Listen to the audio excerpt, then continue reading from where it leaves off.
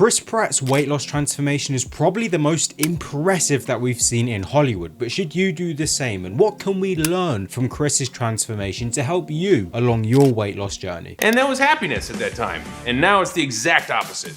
Now eating is boring. This is a very common misconception because it doesn't have to be that way. You can still lose weight and eat all of your favorite foods. You could eat burgers every single day if you wanted to. Making simple swaps and finding lower calorie alternatives is a great way just to get started with weight loss. So don't let anybody tell you that you can't eat the foods that you want when you're trying to lose weight. It sucks at first, but soon you kind of realize that you feel better emotionally, physically, mentally, spiritually. So that requires some sacrifice. Surprisingly, when you eat good, you feel good. Remember that food is fuel, and if you're putting good food or fuel into your body, you're going to perform a lot better. I remember when I used to binge, I would order takeout Friday, Saturday, and a Sunday, and I felt horrible and I was just a mess. Now I've started eating healthier, I feel a lot better, I feel more energized, and I'm a lot more productive. So I would advise that you start adding more nutrient dense food into your diet as well.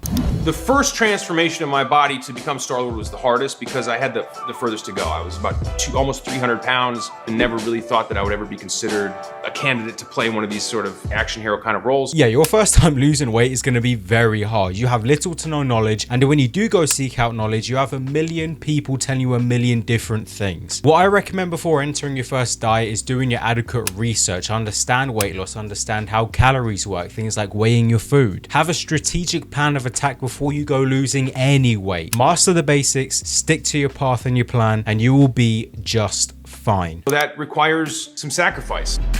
You don't get to eat as much as you'd like. You don't get to party as much as you'd like.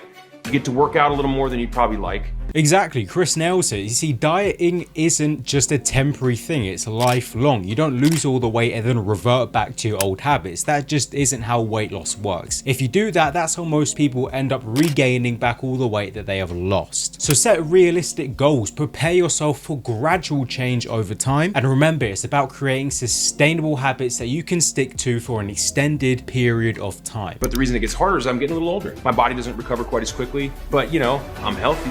Healthiest I have ever been. The longer you wait to lose weight, it's gonna be harder. If you're in your late teens or your early 20s, lose the weight now, because this is the easiest that it's gonna be. It's hard to do all of this when you get older. With age, it's not just your physical, it's everything, your responsibilities, your job, you have less time, maybe you got kids involved. So if you're young, take this summer, take this opportunity to lock in, get focused, and shred that weight, because the longer that you wait, the harder it's gonna be. And you're gonna end up like one of them people who ends up kicking themselves thinking, oh, why didn't I just lose the weight when I was younger? You don't want to be that guy, so start now. For me, actually, it was really about just kind of trying to trim body fat. So I did something called intermittent fasting. Gosh. And I ate from like noon to about 6 p.m. That was my window to eat. You can't go anywhere in Hollywood without somebody mentioning intermittent fasting. Listen, people, intermittent fasting is not a magic bullet. Intermittent fasting can be a great tool if you're the right person for it and you know what you are doing. However, it doesn't guarantee weight loss. It's calories in, calories out. That is what will and what will always remain supreme. For beginners, intermittent fasting can be very difficult to stick to as you're pretty much starving for the whole day until you get to eat. And if you're not careful, this can promote binge eating, which can completely derail your progress. So if you're a beginner, you're better off just sticking to regular meal times and cutting out the fasting completely. And what did I eat in that time?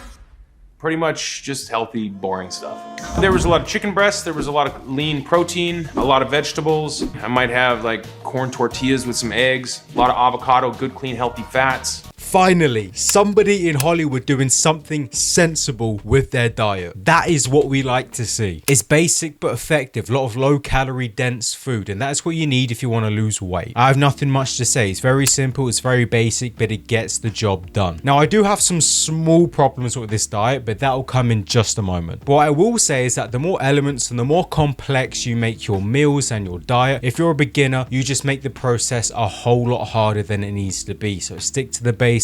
Keep it simple. Pick maybe 3 to 5 meals that you have in rotation, and do not overcomplicate things, because weight loss is hard as it is. Tons of coffee, black.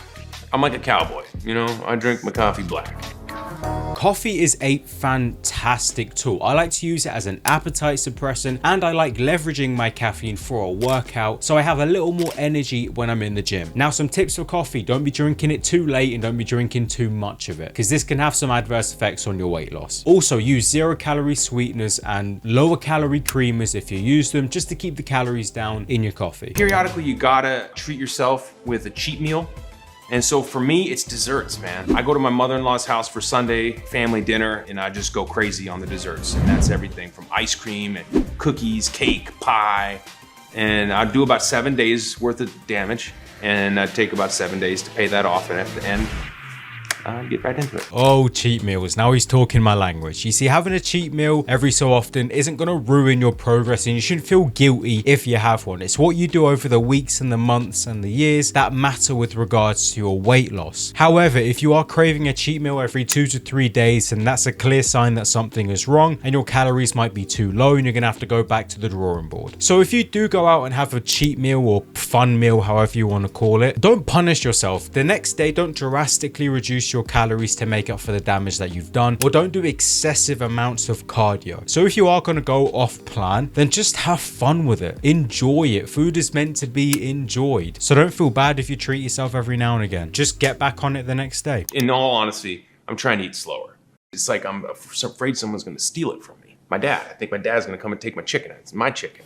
Eating slow is a great way to increase your fullness when you're losing weight. You see, it takes your body just a minute for you to realize that you've actually eaten something and to send the signals to say that you're actually full. By you eating slower, you're buying yourself more time for them signals to get sent. Also, having something to drink during your meal can be quite a good help as well. But basically, anything that can prolong the time that you finish eating is going to be good for making you feel full. So should you follow Chris Pratt's diet? This is a real tricky one, but I would say yes and no. He has a good understanding of the basic fundamentals, like having low calorie dense foods in his diet. However, for me, there is just a lack of flexibility and diversity within his meals, and for somebody just starting out dieting, that can A, be very, very intimidating, and 2, it can get very boring very quickly. So I would encourage him to add more foods that he enjoys and just make lower calorie versions of them. However, I do think he has a good diet for you to build upon, i.e. take the basics from his diet, having lean proteins, having lots of veggies, and then add your own little unique tweaks and quirks to that meal to make that meal unique to you and tailor it to your taste preferences. So if you want to completely transform your body like Chris Pratt, I would advise this video where I take you through how I lost over 40 pounds.